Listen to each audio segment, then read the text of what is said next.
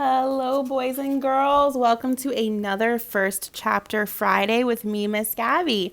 Today we're reading the first book in the series Kenzie and Max by Jacqueline Harvey. It's called Breaking News. Chapter 1. Max woke with a start as the car crunched to a halt. He yawned and looked around at his sister, who was still asleep in the back seat. Her blanket had slipped down, and she was drooling on the pillow that was wedged in the corner. She wouldn't thank him for noticing. The boy peered out at the jewel box of stars in the clearing night sky.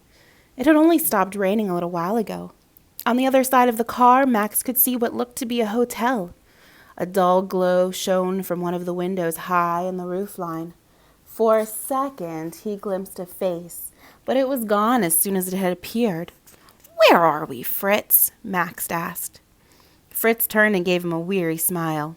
"This is Alexandria," he replied, as if that was supposed to mean something. "Be a good lad and take the day packs with you, and mind the puddles. No one will thank you for tramping mud inside." Fritz opened the driver's door and hopped out of the Range Rover.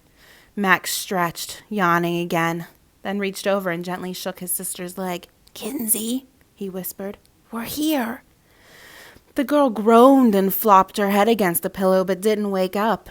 It was to be expected, given they just spent the past 16 hours driving from Zermatt near the Swiss-Italian border, across France, and then to England.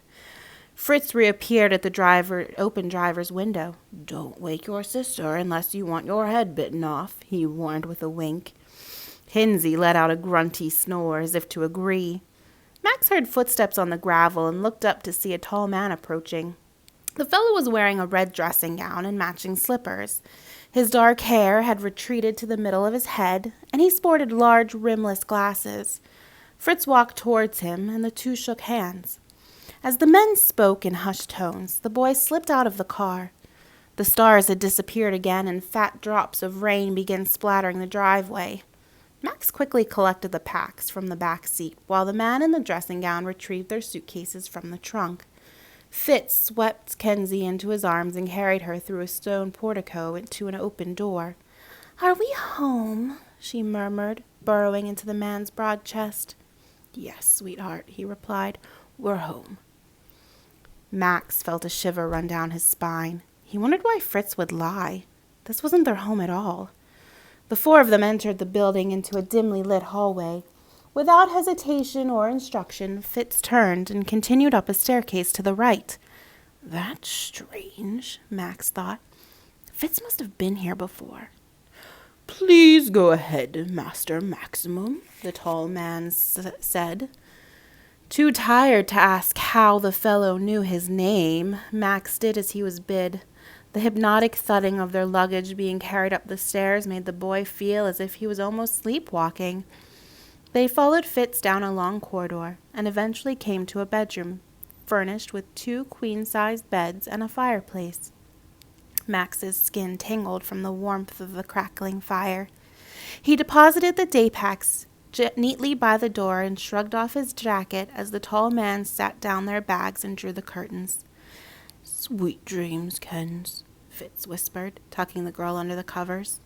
Without any urging at all, Max climbed into the other bed. He had so many questions, but right now he couldn't muster a single word. The soft sheets and the thrum of driving rain against the window panes made it hard to resist the pull of sleep. He closed his eyes as Fitz and the tall man began talking. Max roused at the mention of his parents' names, followed by something rather alarming, something that couldn't possibly be true.